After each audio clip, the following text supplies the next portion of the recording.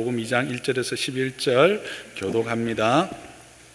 사흘째 되던 날 갈릴리 가나에 혼례가 있어 예수의 어머니도 거기 계시고 예수와 그 제자들도 혼례의 청함을 받았더니 포도주가 떨어진지라 예수의 어머니가 예수에게 이르되 저들에게 포도주가 없다 하니 예수께서 이르시되 여자여 나와 무슨 상관이 있나이까 내 때가 아직 이르지 아니하였나이다. 그의 어머니가 하인들에게 이르되 너희에게 무슨 말씀을 하시든지 그대로 하라 하니라.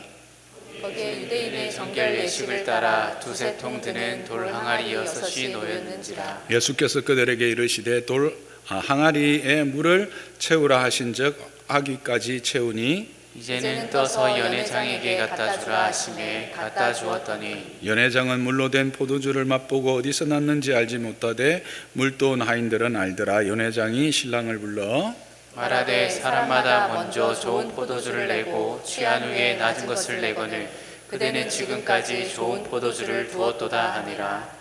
11절 함께 읽습니다. 예수께서 이 첫 표적을 갈릴리 가나에서 행하여 그의 영광을 나타내심에 제자들이 그를 믿으니라. 아멘.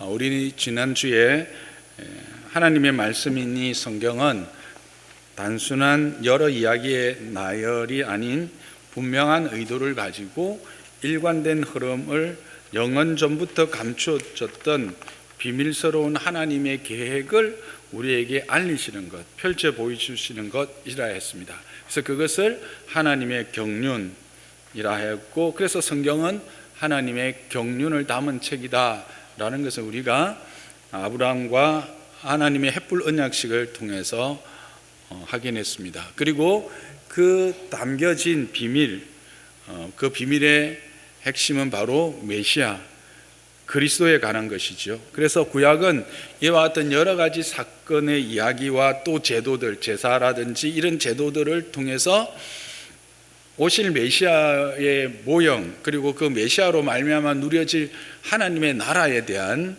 것을 미리 예표하는 책이라면, 이제 신약은 그 비밀의 예표와 모형들이 실체가 되어 우리 가운데 임하시고 약속이 실현되며 완성되어지는 것을 보여주는 책이라 할 수 있습니다. 그러므로 우리가 함께 읽었던 이 요한복음 또한 이제 그 모형과 예표가 실체가 되는 그것을 우리에게 보여주는 것일 겁니다. 따라서 이 가나안 혼인잔치라고 하는 우리가 읽었던 이 본문 역시도 단순한 잔치 이야기이거나 또 여기서 어떤 인간적인 몇 가지 교훈을 찾는 것에서 머물러서는 안 될 것입니다. 물론 이것을 통해서 구체적인 그 우리의 삶의 교훈들을 우리가 발견하게 될 것이지만, 그 이상의 하나님의 경륜이 있음을, 하나님의 계획과 인도하심이 있음을 찾아보아야 할 것입니다. 자, 그렇다면 본문이 말하고자 하는 하나님의 경륜은 무엇일까 하는 겁니다. 이 우리가 읽었던 이 짧은 잔치에서 일어났던 하나의 에피소드 안에 어떤 하나님의 약속과 그 약속의 실현들이 담겨져 있는가 하는 것입니다. 오늘 본문을 보면 이렇게 1절을 시작합니다. 사흘째 되던 날 갈릴리에서 혼례가 있었다라고 되어 있죠. 그래서 2장은 1장과 독립된, 즉 1장에서 언급된 내용들과 독립된 이야기처럼 보입니다. 그런데 원문을 보면 2장을 시작하면서 접속사 그리고 카이라고 하는 접속사로 시작되고 있습니다. 이것은 뭘 이야기할까요? 앞에 있는 내용과 연결되어지고 앞에 있는 내용에 대한 구체적인 증거가 된다라고 하는 것을 우리는 알 수가 있습니다. 그러면 앞에 어떤 내용이 있었죠? 1장은 크게 두 가지로 우리가 분류할 수 있습니다. 먼저 앞부분은 예수 그리스도에 대한 프롤로그, 그의 그 신분과 역할들, 그리고 그분의 오심에 대한 이 땅의 반응들을 전체적으로 보여주고 있죠. 그래서 태초에 말씀이 계시니라 그 말씀이 하나님과 함께 계셨다라고 말하면서 그 말씀이 모든 것을 이루어내는 하나님이셨다라는 것입니다. 그런데 그 하나님이 육신의 몸을 입고 이 땅에 오셨지만 아무도 그를 영접하지 않았다. 그러나 영접하는 자, 그 이름을 믿는 자들에게는 영생을 주시는 것인데, 이것은 혈통으로 난 것이 아니라 하나님의 성령으로 난 것이다. 그래서 이것을 입는 자들은 그 하늘로부터 주어지는 은혜와 진리가 충만하게 되어질 것이다 라고 하는 것으로 이 요한복음이 말하고자 하는 전체적인 내용을 함축하고 난 이후에 이제 세례 요한이라고 하는 한 인물로 넘어갑니다. 이것은 바로 이 하나님의 이야기가 이 세례 요한으로부터 시작됨을 아는 거죠. 그것은 우리가 확인했던 것처럼 앞에 있는 공간복음에서도 동일합니다. 왜냐하면 세례 요한은 앞서 보낸 자이기 때문입니다. 외치는 자의 소리이기 때문에 그렇죠. 그래서 세례 요한이 와서 회개하라 천국이 가까웠다라고 요단강에서 세례를 주며 선포하자 사람들이 이제 궁금해진 겁니다. 그래서 그에게 가서 묻습니다. 네가 오실이 그이냐? 여기서 오실이 그이냐라고 하는 것은 네가 메시아냐라는 말입니다. 그러니까 아니다라고 합니다. 그러면 너는 누구냐? 그럼 너는 엘리야냐? 그러니까 엘리야와 같은 선지자로 이 땅에 온 거냐? 그러니까 여기도 이 엘리야와 같은 선지자도 동일하게 이제 메시아의 또 다른 이제 모습이거든요. 메시아적 특성이 선지자적 특성이 있으니까 아니다 하니까, 그러면 모세가 말했던 또 다른 그 선지자는 동일한 의미입니다. 그이냐? 나는 아니다. 그게 이제 요한복음 1장 20절에서 21절에 걸쳐서 세 번에 걸쳐서 아니다, 아니라, 아니니라 라고 부인하고 있습니다. 왜 세 번에 걸쳐서 성경은 이것을 적고 있을까요? 그만큼 세례 요한은 오실이 메시아가 아니다라는 사실을 확정적으로 말하고 있는 것입니다. 자, 그렇다면 이제 여기서 질문이 생기죠. 그러면 누가 메시아냐라는 겁니다. 그래서 2장을 시작하면서 그리고라고 카이라고 하는 단어로 시작하는 거죠. 세례 요한이 광야에서 외치는 회개하라 천국이 가까웠다고 외치는 세례 요한이 오실이 그의 메시아가 아니면 누가 참 메시아냐라는 이야기를 시작하면서 말을 던지면서 시작하는 본문이 오늘 이 가나의 혼인잔치 이야기입니다.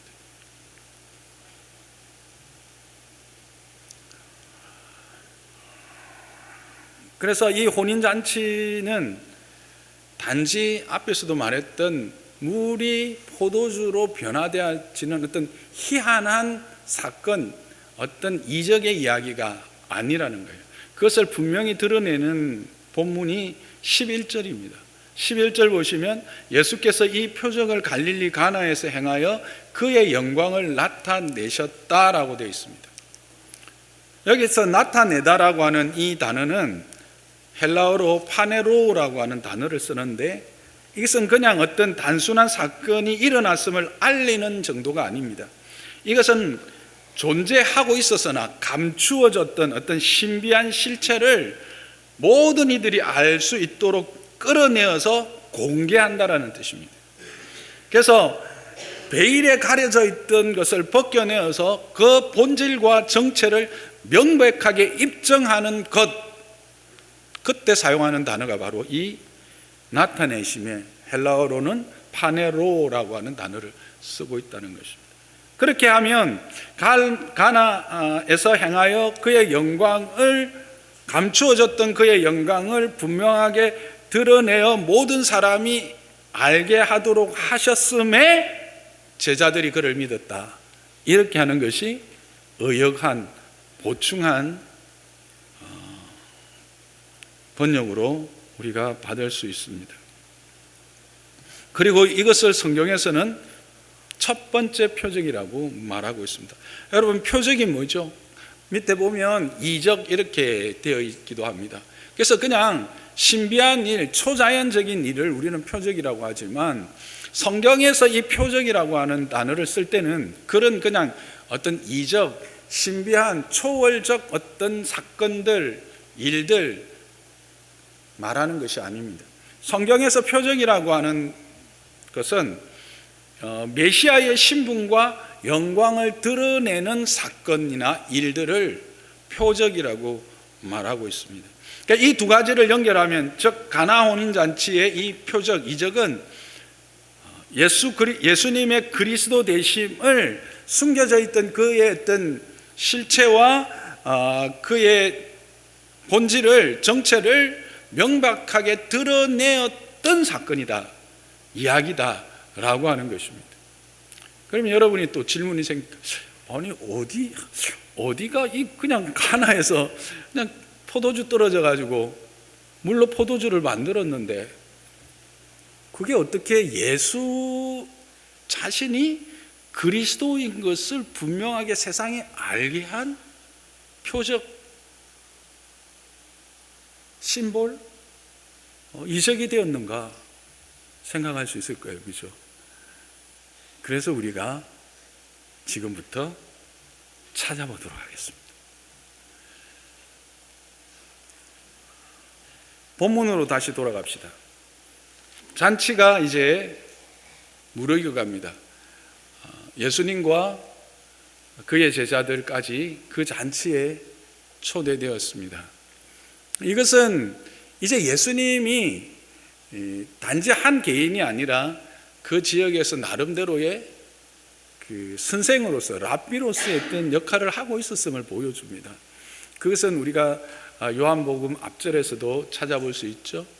세례 요한이 예수님이 지나가시는 것을 보고 보라 하나님의 어린 양이다 라고 했을 때 빌립이 가서 어디 계시니까 와서 보라, 그리고 해서 베드로를 데리고 오고 베드로에게 게바라는 이름을 주고 또 나다나엘을 만나서 나다나엘에게 너는 참으로 순전한 백성이다 라고 이야기하시면서 그가 또 예수님을 믿었던 이런 사건들을 보면, 이제 그 동네 안에서는 나사렛이라고 하는 갈릴리와 나사렛을 중심으로 한 동네 안에서는 이제 예수님이 그 랍비로서의 어떤 지위를 인정받아서 함께 초대되어서 그 자리에 앉아 있었던 것 같습니다. 그리고 이 잔치는 한 7일간, 한 7일이 아니라 딱 7일, 히브리인들의 결혼은 7일 동안 진행되는데 7일간 진행되는 끝 무렵이었던 것 같습니다. 그래서 그때 포도주가 떨어집니다. 이들에게 있어서 포도주가 떨어졌다라는 것은 주인의 입장에서는 아주 수치스러운 일입니다. 예. 그리고 함께한 모든 사람들에게는 정말 모든 즐거움을 다시 빼앗기는 그런 안타까운 순간입니다. 이제 예수님의 어머니 마리아가 그것을 먼저 알았던 것을 보면 아마 친척이나 좀 가까운 사람이 아니었던가는 추측이 됩니다. 이거는 추측입니다. 어쨌든 먼저 알았습니다. 그래서 예수님에게 가서 포도주가 떨어졌습니다 라고 말합니다. 여러분, 이 마리아의 의도를 아시겠습니까? 일반적으로 생각하는 의도는 뭐예요? 예수님, 포도주를 좀 구해주세요, 채워주세요 라는 말입니다. 그런데 여러분, 예수님이 뭐 포도주 공장장입니까? 포도주 뭐 회사의 사장입니까? 아니면 예수님이 뭐 포도주를, 그러면 마리아가 가서 그거 갖고 오면 되고 마리아가 사오면 되잖아요. 아니면 주인한테 어디 가면 포도주 있다고 알려가지고 말하면 되거든요. 왜 예수님에게 이 말을 했을까? 단지 그냥 포도주가 없는 것을 채워달라는 의미는 아닌 것 같습니다. 마리아에게는 이런 의도가 있었던 것 같습니다. 마리아는 누구보다 이 예수님이 어떤 분인 줄 알고 있습니다. 아니면 유일한 사람이라고 해도 과언이 아니죠. 그는 예수님을 잉태할 때부터 성령이 그에게 고지했습니다.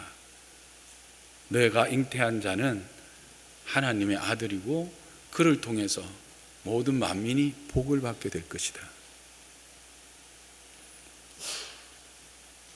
그리고 그 사실은 예수님이 8일 만에 할례를 받으러 성전에 올라갔을 때 그 성전에 있던 2명의 여선지자들을 통해서도 확인을 받습니다.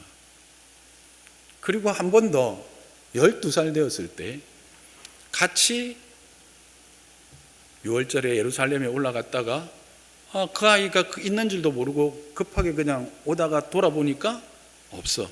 돌아가서 애야, 이러면 안 되지. 부모님 잘 따라와야지. 너 때문에 얼마나 우리가 마음고생했는 줄 아니? 했더니 왜요? 아버지 집에 내 있는데. 이렇게는 안 하셨겠죠.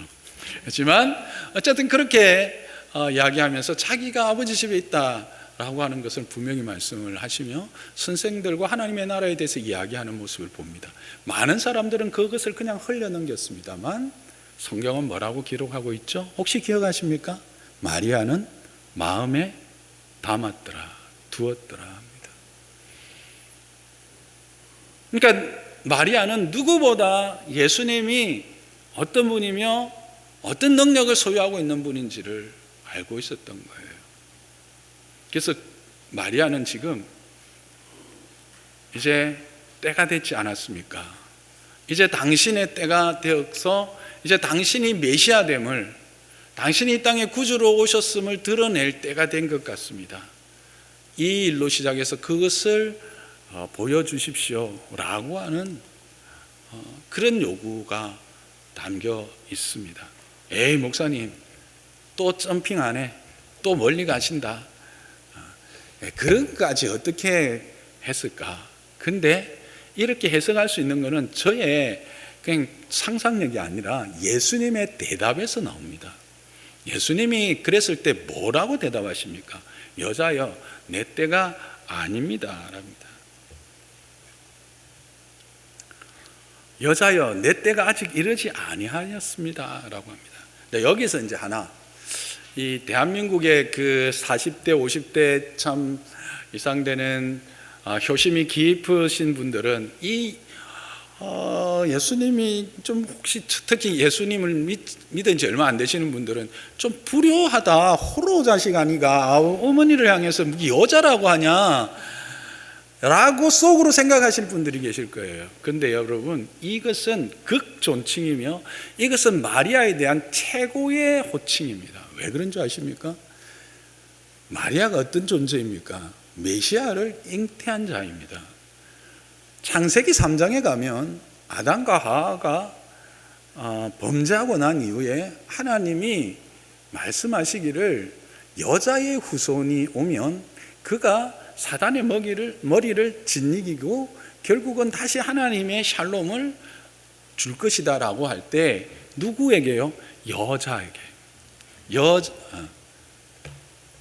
여자의 후손이라고 했잖아요.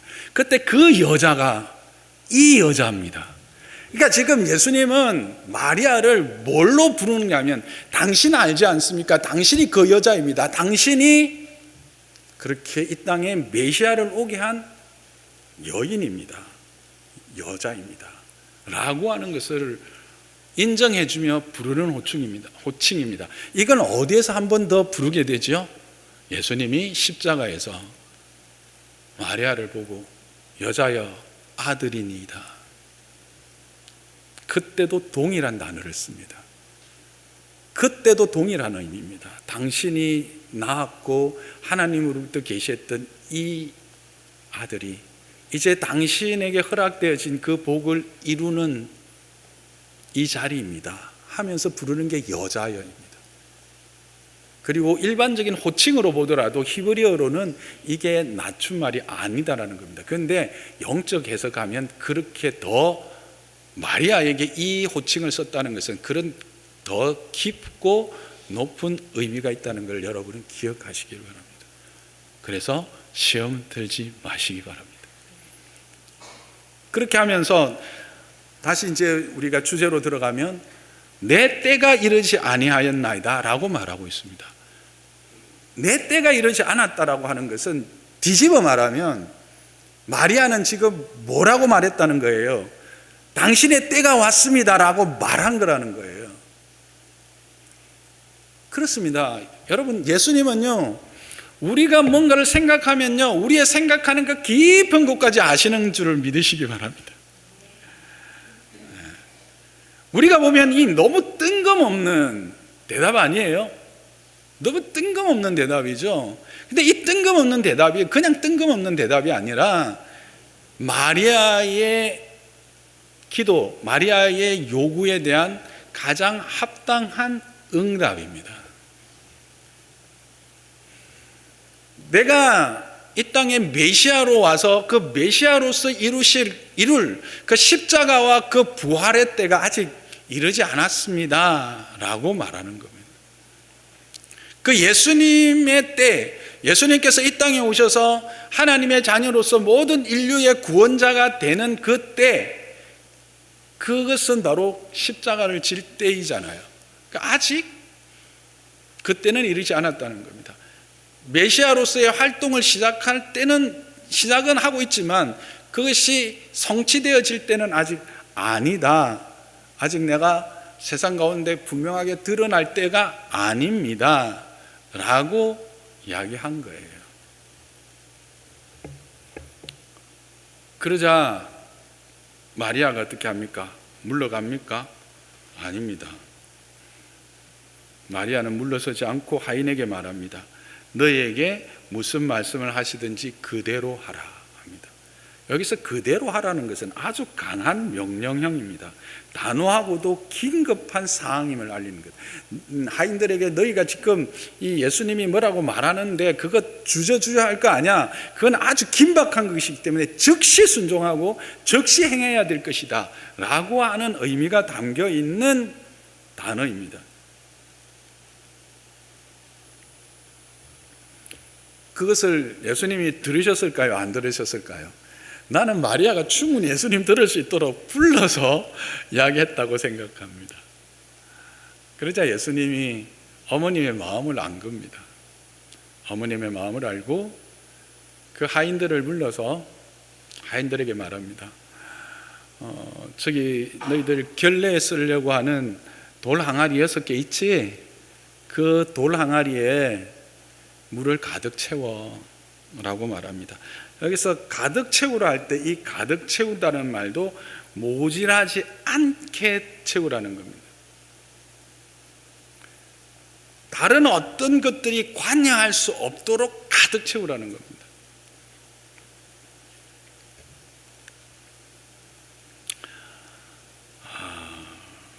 여러분, 여기에서 우리가 또 생각하게 되는 것은 뭡니까?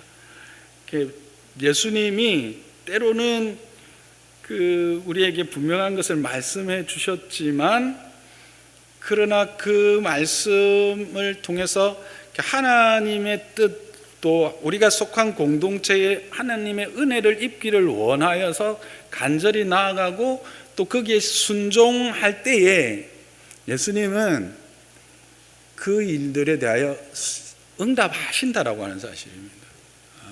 하나님의 그 긍휼하심이 그 은혜를 베풀어 주세요.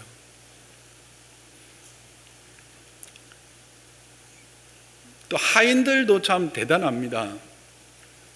여러분이 만일 이 말을 들었다면 어떻게 하겠습니까? 물 채워 떠다 줘. 나라면 안 할 것 같습니다. 특히 결례에 쓰는 허드렛 물을 받는 그 통에 물을, 발 씻는 데 쓰는 물을, 먹는 물로도 쓰지 않는 것을 떠다가 손님들한테 줘요. 근데 이들은 순종합니다. 물론 하인들이었기 때문에 난 모르겠다, 뭐 주인이 시키니까 그대로 하지 뭐 했을 수도 있지만, 어쨌든 하나님의 역사는 그와 같은 겸손한 순종에서, 자기의 생각을 내려놓는 겸손한 순종에서 나타납니다. 그러자 그 물이 정말 포도주가 되어서 처음 사용했던 포도주보다 더 맛깔나는 포도주가 되어서 그 잔치가 잘 맞췄다는 겁니다. 그런데 목사님, 주세인 거기서 하나님의 경륜이 예수님의 메시아 되심이 어디에 있습니까? 여기에 있습니다. 여러분, 이 질문을 해보신 적이 있습니까? 왜 돌 항아리인가? 왜 결례에 쓰는 돌 항아리에 채웠는가? 지금 포도주가 모자라면 이미 비었잖아. 포도주 통이 비었잖아요. 거기에 물 채워도 되잖아요. 아니면 새로운 어떤 통을 구해서 물 채워도 되잖아요. 근데 왜 결례에 쓰는 그 통에 물을 채웠느냐라는 겁니다. 이 결례라는 것은 어디에서 유래하는 거죠? 모세의 율법에서 유래합니다. 그래서 이것은 제사하러 가기 전에 자기를 정결케 하고 깨끗게 할 때도 쓰고, 손님들이 오면 손님들의 발을 씻어서 정결케 하는데도 쓰던 것입니다. 그런데 거기에 물을 채워 포도주가 되게 하십니다. 그래서 포도주를 모든 모인자들에게 주십니다. 무슨 의미인지 아시겠습니까? 모세의 율법으로는 결코 너희가 정결케 될 수 없다라는 것입니다. 그러나 참으로 너희를 정결케 하고 깨끗게 하는 것은 바로 내가 너희에게 주는 피다라는 겁니다. 그래서 예수님이 최후의 만찬에서도 이것은 너희를 살리는 나의 언약의 피다라고 말씀을 하시는 겁니다. 피 흘림이 없이는 제사함이 없다고 했습니다. 근데 그 피 흘림에 대한 이야기를 이렇게 아주 정말 쉽게 봐서는 알 수 없는 하나님의 방법으로 이렇게 드러내신 것입니다. 처음에 거기 있던 사람들은 이 깊은 의미를 알았을까요? 몰랐을 것입니다. 그런데 성령이 그것을 깨닫게 하시니까 지금 사도 요한이 그것을 이렇게 말씀으로 기록하면서 뭐라고 이야기하고 있어요? 첫 표적이다라고 하는 겁니다. 이게 바로 예수님이 자신을 메시아로 드러내시는 첫 표적이 되는 이유입니다. 너무 심오하죠. 근데 뭐라고요? 처음 보는 사람들은 예수님이 이렇게 행하셨다는 걸 눈치챈 사람들이 몇 명쯤 될까요? 마리아 한 사람 정도? 물론 제자들이 그것을 보고 믿었다라고 하는 이 믿음은 여기까지는 이르지 못했을 것 같습니다. 기껏 해봐야 물이 포도주 되는 것은 그들도 분명히 봤을 겁니다. 왜냐하면 같이 앉아 있었을 거거든요. 예수님은 혼자 떨어져 있지 않았을 거예요. 잔치니까 같이 모여 있었고 마리아도 같이 있었고, 그래서 마리아와 예수님의 대화도 듣고 예수님이 하인들에게 하는 것도 들었고, 그래서 왔는 포도주는 마셨고. 그래서 뭐예요? 와, 진짜 대단하신 분이네. 근데 여러분, 이 물이 포도주 되는 것은 이게 어떤 의미인 줄 아시죠? 창조주의 능력을 드러내는 창조적 행위입니다.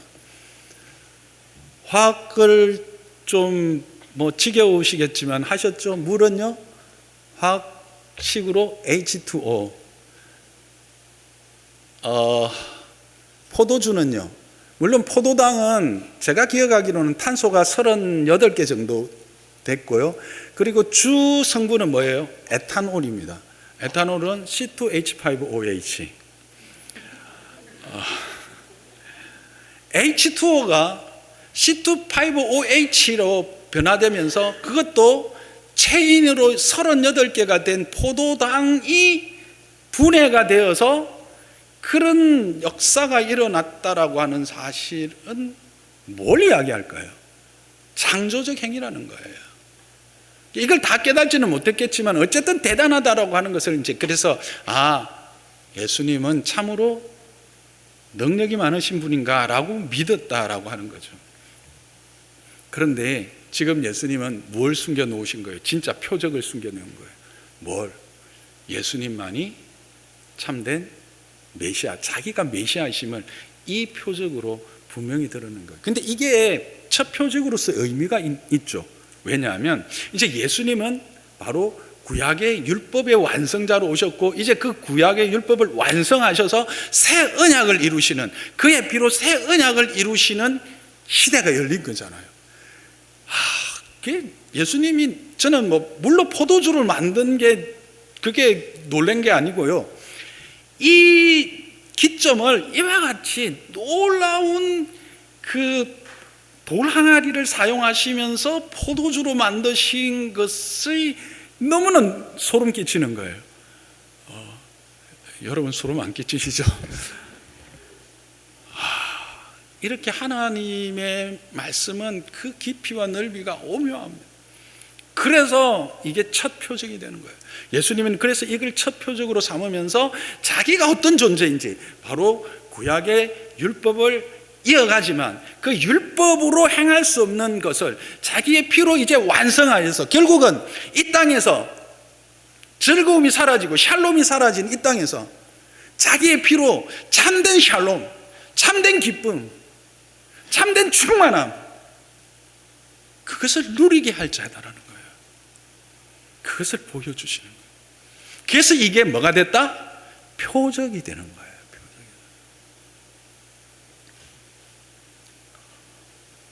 예수님은 요한복음 6장 54절에서 55절에 내 살을 먹고 내 피를 마시는 자는 영생을 가졌고 마지막 날에 내가 그를 다시 살 것이라 하시고, 마태복음 26장 27절 8절에서는 이제 만찬의 자리에서 한번 다 같이 읽어볼까요? 시작. 또 잔을 가지사 감사 기도하시고 그들에게 주시며 이르시되 너희가 다 이것을 마시라. 이것은 죄사함을 얻게 하려고 많은 사람을 위하여 흘리는 바 나의 피 곧 언약의 피니라. 이 말씀이 어디에서 이미 예표되어지고 실현되어졌는가? 첫 표적에서 시작되었다라는 거예요.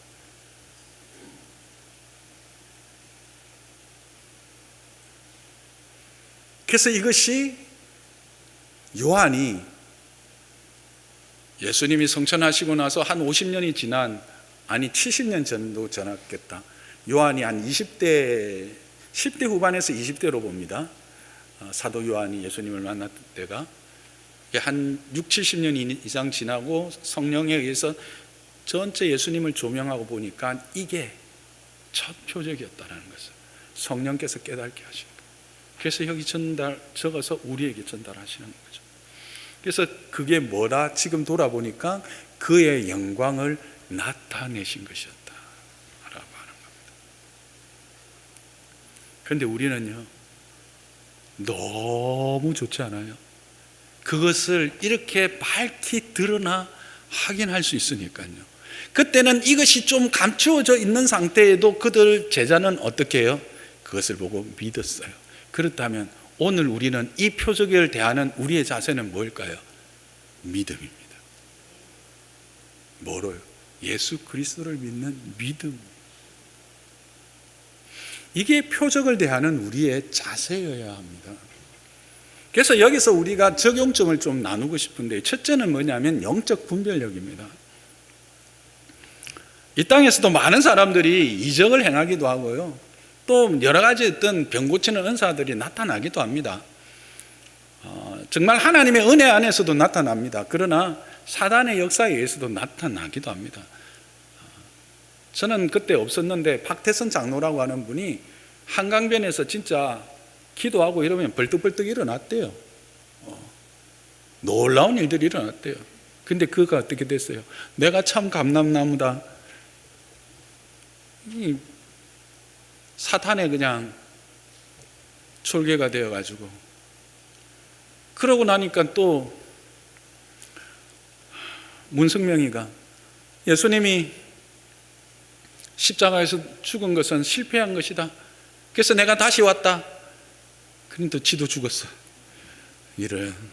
그러고 나니까 그의 부인, 그의 아내가 내가 참 어머니야 라고 지금도 살아가지고, 근데 감방에 가 있죠. 여러분, 영적 분별력을 길러야 합니다. 말씀이 우리에게 주시는 이 교훈을 통해서 우리가 이 땅 가운데서 참 믿음을 가지기 위해서 영적 분별력이 필요합니다. 저는 어떻게 그렇게 사람들이 어리석은지 참 이해가 안 돼요. 안상홍이 나와서 내가 참 예수다 이러다가 그도 죽어버렸어. 그러니까 그의 아내 장길자가 나는 하나님의 어머니야, 6월절 지켜야 해 이러니까 또 그쪽으로 우르르 가서, 그래요, 저 하나님의 교회라고 저기 소방서 옆에 유라 2단지 보이죠?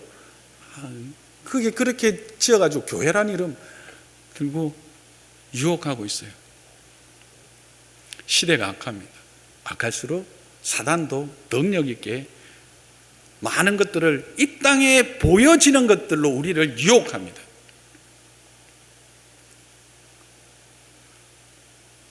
장로산나교에 속한 여러분들은 영적 분별력을 키워가고 그 영적 분별력으로 참 하나님, 참 그리스도이신 예수를 믿고 고백하는 자들 되시기를 주님의 이름으로 축복합니다.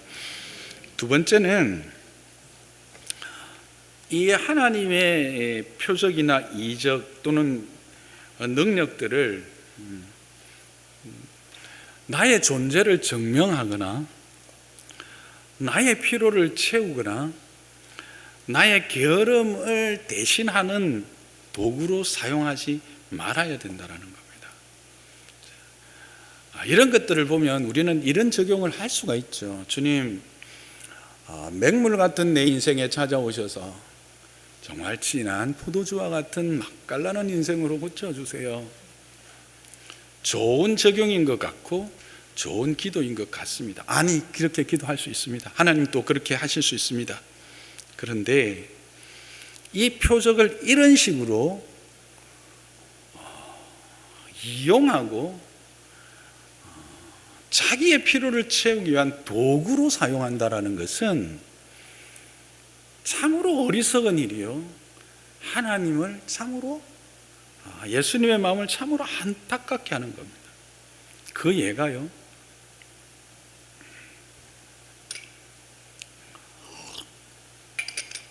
여러분 베드로를 아시죠?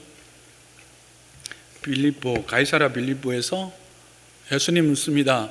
세상이 나를 누구라 하느냐?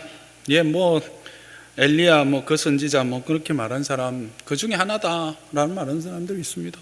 그럼 너희는 나를 누구라 하는데 했을 때 우리가 너무나 잘 아는 신앙 고백, 주는 그리스도시요 살아계신 하나님의 아들이십니다. 베드로가 그런 고백합니다. 예수님이 바요나 시모나 네가 참 복되다라고 칭찬하시면서, 그런데 있잖아, 나 곧 죽어, 나 곧 십자가에서 죽는데 장로들하고 대제사장들하고 서기관들한테 배신당해가지고 죽어 했더니 베드로가요, 무슨 말씀입니까 하면서 바짓가랑이라는 말은 없지만 하여튼 예수님을 붙들고 말합니다. 결코 죽게 미치지 아니하리다. 그때 예수님이 뭐라 하신 줄 알아요? 사탄아 물러라. 예수님은 진짜 극티이신 것 같아요. 아니 그래도 그렇지. 그런데 뭘 의미할까요? 그것은 정말 사탄이 하는 행동이요, 사탄이 기뻐하시는 거라는 겁니다. 그러면서 하시는 말씀의 핵심이 뭐예요? 네가 하나님의 일은 생각하지 않고 사람의 일을 생각하는도다. 여러분, 우리는 예수를 믿고 하나님의 일들을 이루어가면서 하나님의 놀라운 능력을 경험하며 그걸 구할 수 있어요. 그런데 그것이 나의 안위와 나의 욕심과 나의 게으름을 어떻게 해결하고 내 대신 나는 그냥 집에서 먹고 놀고 있어도 하나님 그냥 내한테 쌀 보내주시고 그냥 하늘 문 열어가지고 어떻게 해주세요라고 하는 나의 게으름을 대신하려고 하는 것으로 한다는 것은 사탄의 일이라는 사실을 기억하시기를 바랍니다. 근데 그러면 우리는 어떻게 해야 돼요? 마리아와 이 종들의 모습입니다. 그럼에도 불구하고 하나님의 은혜를 구하고 이 함께한 자들에게 불쌍히 여기실 그 주님에 대한 믿음을 가지고 기도하는 거예요. 여러분, 이방 여인이 예수님에게 왔을 때 내가 너한테 딸 고쳐달라 했을 때 내가 너 기도 너 소원 들어주느니 내가 걔들한테 주지 이랬더니 예수님, 개도 주인의 상에서 떨어지는 음식을 먹습니다. 예수님, 거기에 예수님이 이런 믿음을 내가 본 적이 없다.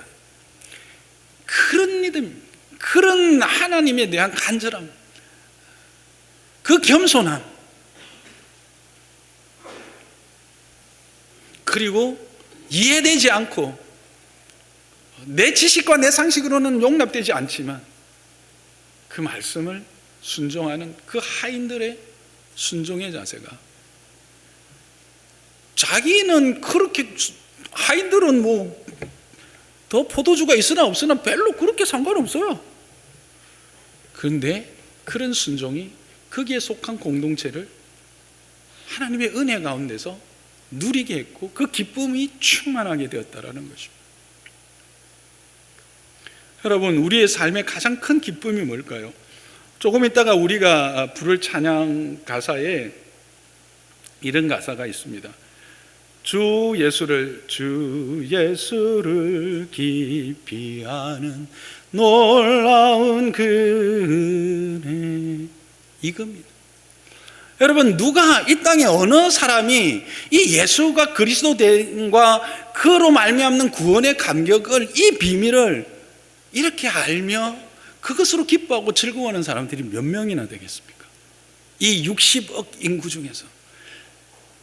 하나님이 우리에게 주신 가장 큰 기쁨이 뭔지 아세요? 바로 이 기쁨입니다. 주 예수를 깊이 아는 놀라운 그 은혜. 이 은혜가 여러분에게 가장 사모하는 은혜가 되기를 주님의 이름으로 부탁합니다. 그래서 이런 사람에게 어떤 일이 일어난다고요? 하늘나라 즐거움이 매일 새롭도다. 이 은혜를 알면요, 매일매일 내 삶이 하늘나라의 즐거움으로 충만하게 된다는 겁니다. 그 포도주가 떨어져서 고민하고 정정경거하는 그들에게 하나님의 은혜로 말미암아 누리는 그 큰 기쁨과 큰 감격이 허용되고 허락되어지고 충만하게 임한다는 사실. 무엇으로 여러분의 즐거움을 삼겠습니까? 무엇이 여러분의 기쁨입니까?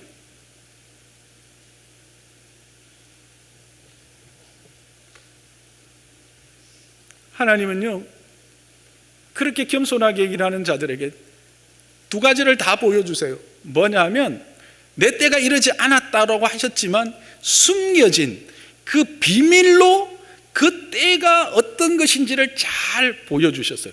지금 보니까 우리가 딱 이해가 되지만 아까도 말했듯이 그 당시에는 그 돌항아리를 쓰신 의도와 이런 걸 전혀 알 수가 없었을 거예요. 그런데 이 일을 통해서 자신의 때가 어떠한 것인가를 드러내심과 동시에 그 사람들의 필요를 은밀한 중에 해결해 주시는 거예요. 주님의 일하심이 이렇습니다. 요란하지 않습니다. 그러나 그 안에는 하나님의 뜻을 이루시고 하나님의 뜻의 계시를 완성하시면서도 동시에 연약한 그들의 필요 또한 채우시는 이 하나님의 일하심의 방법, 여러분은 경험하시지 않으셨습니까? 저는 경험했습니다. 하나님은 그렇게 일하십니다. 그 하나님이 저와 여러분의 주님이시고 아버지십니다. 오늘 이 가나의 혼인잔치를 우리가 살펴보면서 이 안에 숨어있는 그 하나님의 경륜을 여러분과 저가 더욱더 풍성하게 누리고, 그래서 그것이 이 땅을 살아가는 날 동안 이 거짓 샬롬이잖아요. 그 사단, 이단들이 또는 세상이 우리에게 말하는 바, 뭐 세상이 가져야 된다고 생각하는 그 모든 것들은 여러분 거짓 샬롬이에요. 거기에 현혹되지 마세요. 참 샬롬이 있습니다. 이 참 샬롬 안에는 그럼 늘 배고프고 뭐 궁핍만 있는 거 아니잖아요. 방금도 보셨죠. 하나님의 뜻을 이루어가면서 동시에 그들의 필요조차도 채우시는, 말이 잘한다. 이 하나님의 오묘한 일하심의 방법, 이걸 기대하시고 그 안에서 자유하시고 찬양하면서 나아가는 저와 여러분 되시기를 주님의 이름으로 축복합니다. 말씀을 생각하면서 우리 함께 기도하겠습니다.